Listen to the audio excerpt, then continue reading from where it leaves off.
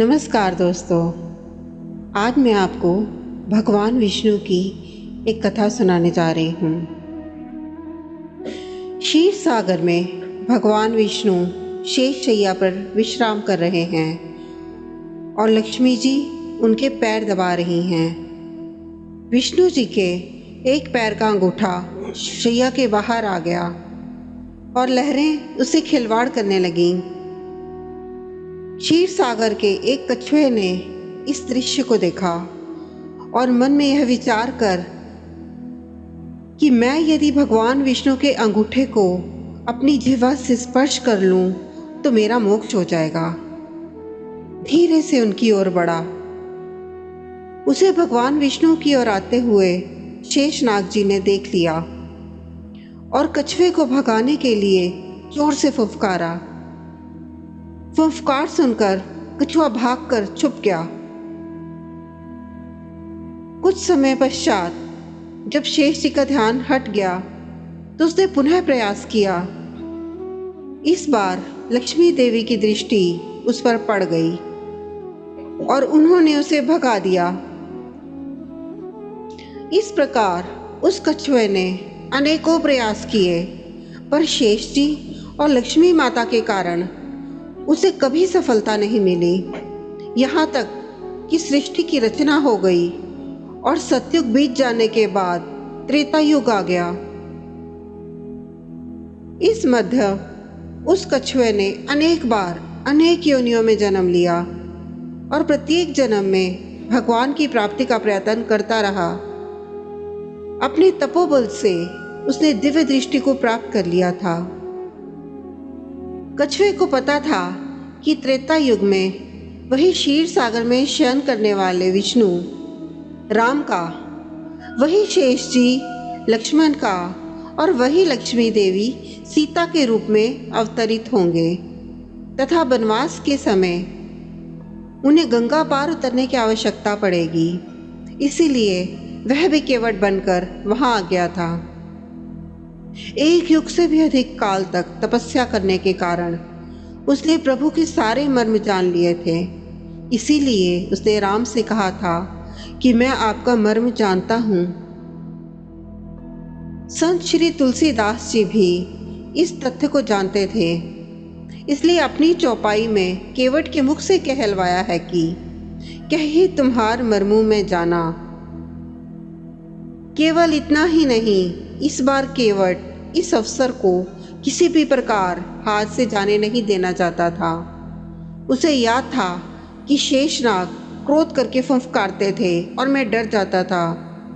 अब की बार वे लक्ष्मण के रूप में मुझ पर अपना बाण भी चला सकते हैं, पर इस बार उसने अपने भय को त्याग दिया था। लक्ष्मण के तीर से मर जाना उसे स्वीकार था, पर इस अवसर को खो देना नहीं। इसलिए विद्वान संत श्री तुलसीदास जी ने लिखा है, हे नाथ, मैं चरण कमल धोकर आप लोगों को नाव पर चढ़ा लूंगा। मैं आपसे उतराई भी नहीं चाहता। हे राम, मुझे आपकी दुहाई और दशरथ जी की सौगंध है, मैं आपसे बिल्कुल सच कह रहा हूँ। भले हे लक्ष्मण जी मुझे तीर मार दें, पर जब तक मैं आपके पैरों को पखार नहीं लूँगा तब तक, हे नाथ, हे कृपालु, मैं पार नहीं उतारूंगा। तुलसीदास जी आगे और लिखते हैं, केवट के प्रेम से लपेटे हुए अटपटे वचन को सुनकर करुणा के धाम श्री रामचंद्र जी, जानकी जी और लक्ष्मण जी की ओर देखकर हंसे, जैसे कि वे उनसे पूछ रहे हैं, कहो अब क्या करूं। उस समय तो केवल अंगूठे को स्पर्श करना चाहता था और तुम लोग इसे भगा देते थे, पर अब तो यह दोनों पैर मांग रहा है। केवट बहुत चतुर था। उसने अपने साथ ही साथ अपने परिवार और पितरों को भी मोक्ष प्रदान करवा दिया। तुलसीदास जी आगे लिखते हैं, चरणों को धोकर पूरे परिवार सहित उस चरणामृत का पान करके, उसी जल से पितरों का तर्पण करके अपने पितरों को भव सागर से पार कर फिर आनंद पूर्वक प्रभु श्री रामचंद्र को गंगा के पार ले गया। उस समय का प्रसंग है जब केवट भगवान के चरण धो रहे हैं। ध्यान से सुनिएगा, बड़ा प्यारा दृश्य है। भगवान का एक पैर धोकर उसे निकालकर कठोरती से बाहर रख देते हैं और जब दूसरा धोने लगते हैं तो पहले वाला पैर गीला होने से, जमीन पर रखने से धूल भरा हो जाता है।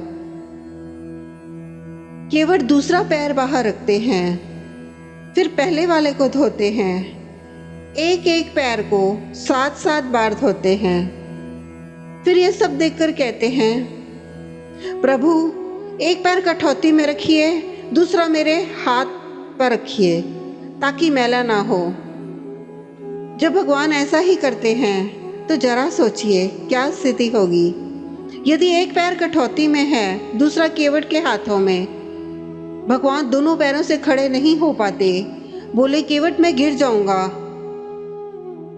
केवट बोला, चिंता क्यों करते हो भगवान, दोनों हाथों को मेरे सिर पर रखकर खड़े हो जाइए, फिर नहीं गिरेंगे। जैसे कोई छोटा बच्चा है, जबकि उसकी माँ उसे स्नान कराती है तो बच्चा माँ के सिर पर हाथ रखकर खड़ा हो जाता है।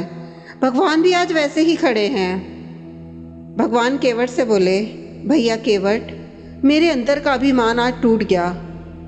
केवट बोला, प्रभु क्या कह रहे हैं। भगवान बोले, सच कह रहा हूँ केवट, अभी तक मेरे अंदर अभिमान था कि मैं भक्तों को गिरने से बचाता हूँ, पर आज पता चला कि भक्त भी भगवान को गिरने से बचाता है। तो दोस्तों, बताइए कैसी लगी आपको ये कथा, ये प्रसंग। अपने कमेंट जरूर कीजिए और लाइक कीजिए, शेयर कीजिए, सब्सक्राइब कीजिए। धन्यवाद।